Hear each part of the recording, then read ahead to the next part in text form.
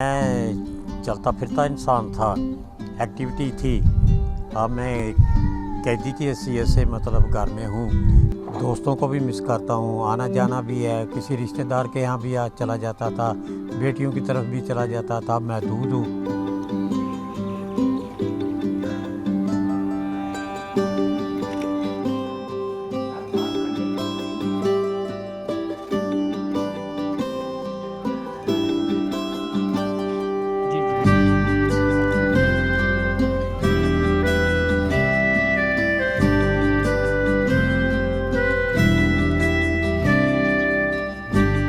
कुड़ियों किथे हो आन के देखो किस तरह खरारा पाया है। कम से कम रोटी हांडी ते खा लो, बर्तन ही धो लो तुसी। मैं बच्चों को डांटता रहता हूँ, मेरा वक्त गुजर जाता है। बहुओं को मैं डांटता हूँ, बहुओं को कहता हूँ ये काम करो, वो करो, नमाज़ पढ़ो। नमाज़ पढ़ ली, वो कर ले। अगर फारग टाइम हुआ तो मैं टीवी देख लेता हूँ। बस बहुत सारी मैंने इस्लामी किताबें रखी हुई, तारीख़ी किताबें रखी हुई हैं। वो पढ़ के मेरा गुजारा बहुत अच्छा हो जाता है कि मैं किताबें पढ़ता हूँ।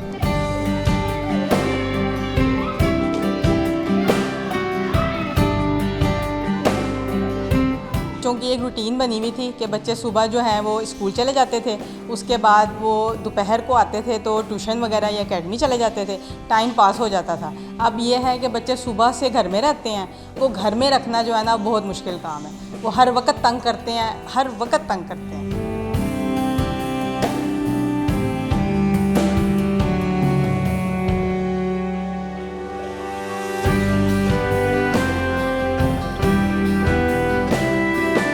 ये लॉकडाउन होना चाहिए था, इसलिए कि ये हमारे फ़ायदे की है, किसी का नहीं नुकसान। लेकिन हम ऐसे हैं कि ये मानते नहीं हैं। जी अल्लाह ताला ने ये फरमाया, अल्लाह ताला ने हर जगह ये फरमाया कि अपने आप को हलाकत में मत डालो, एहतियात रखो।